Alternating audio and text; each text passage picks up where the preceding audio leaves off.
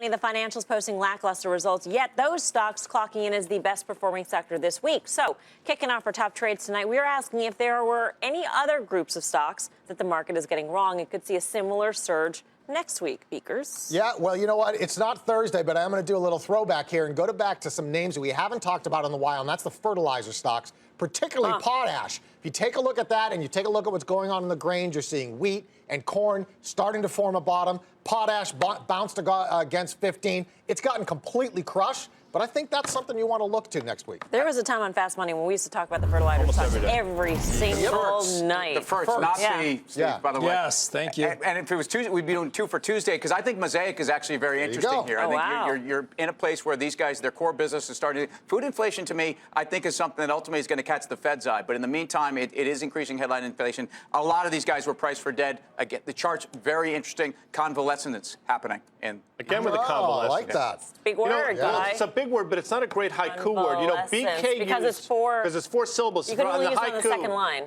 You can't use it in the second line. You got to use it 1 or 3. BK used the word, if you recall. What did you use before? I don't recall anything I said. Syllabical word, and it was very good. What? Forget now. I'm asking you what your group of stocks is. McDonald's, I think I'll give you one stock. Well, they report on Thursday, I believe, and I think people, listen, this stock is within a whisper of all-time high. Timmy's talked about it for a while. I think there's a real good chance this stock continues to go to the next level. It's not a broken stock, but it's a stock that I think people continue to underestimate.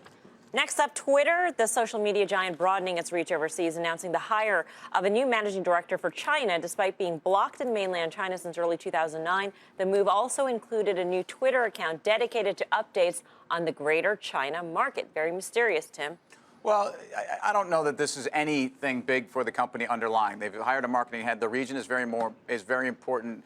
International is now 35% of the business. A couple years ago, it was only about 15. Twitter is growing internationally. The ability to segment different parts of the world is something I do all the time. It's actually quite interesting because I can have my China list and I can have other things. So the fact that they're recognizing the potential that this is truly a global platform, whether they're accepted in China or not, I don't think it matters. This is not... I think something to go out and run and buy the stock for. I don't think they're going to. It's still the same issues monetizing. I mean, advertisers, whether they're here or there, clearly are still unsure of the value of the underlying product, and I think that's what's going to really turn the stock. You know, for a couple of nights, we've been running stories about how these guys on the desk use Twitter to trade, and the response across the board has been absolutely staggering, and that really shows that people don't know how to use Twitter. Even this far into the life cycle of Twitter, they don't know how to use Twitter to their advantage. Right, and that's Twitter's problem. They haven't done a great job at portraying that. That's the problem with the stock, right? In my view, if the Twitter management focused on the couple 100 million users that they have that love the product and want to use the product but don't really know how. That's but Guy and I have talked about this. They shouldn't be focusing on the monthly active users. Exactly. They should be focused on the advertising arm. They're everywhere. They're in the Google. They're in search, and they're in Google search now. So there's a lot of times. And we've talked about it also. From last night. Google, you don't have to be logged in. When you search on Google, you don't have to be logged in. But people don't even know how to use Twitter. That's the problem. They didn't even know TweetDeck existed. I don't think the guy next to you, I don't think does. No, I had a very difficult time. I went to the application store, though, and I got the Twitter application on my phone now. You bought it in a box.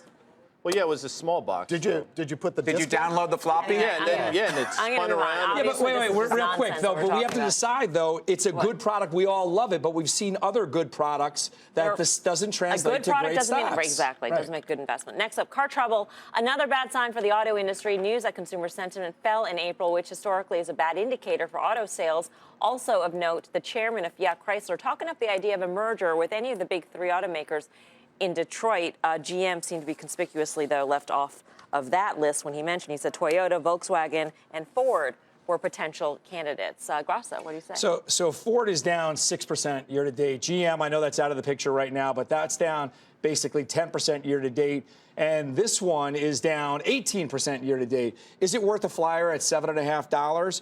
I think so. I think you can maybe bounce this thing for maybe a 20% to the upside, but you must bail out on this stock. It's a low-price stock. If it trades below 7, it's a big move for a low-price stock. I think you need to bail out of it, but I think it's worth a flyer because it's the most beat up, and you get guys covering shorts with the potential of any M&A. But going back to the notion that auto sales are showing cracks, I mean, already we know about a surge in problems with subprime loans in autos, about increased promotional activity and incentives by the automakers, and now we're seeing consumer sentiment tick lower, and we actually picked this up off of Phil LeBeau's Twitter feed. He obviously is an expert on the auto industry, saying that this is historically correlated. Well, I mean, not surprising you're going to hear me say, I mean, the auto market is not just a U.S. market, it's a global market, and the U.S. is no longer the biggest auto market in the world either.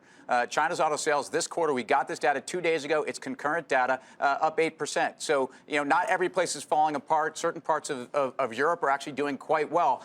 I think we are in a much more mature cycle in this part of the world, and Ford and GM reflect that, but I don't think their business is dying. But Ford and GM could be bad with the economy. Fiat Chrysler is a different animal. We're talking about M&A there. It's still able to buy it, even in the face of lower sales.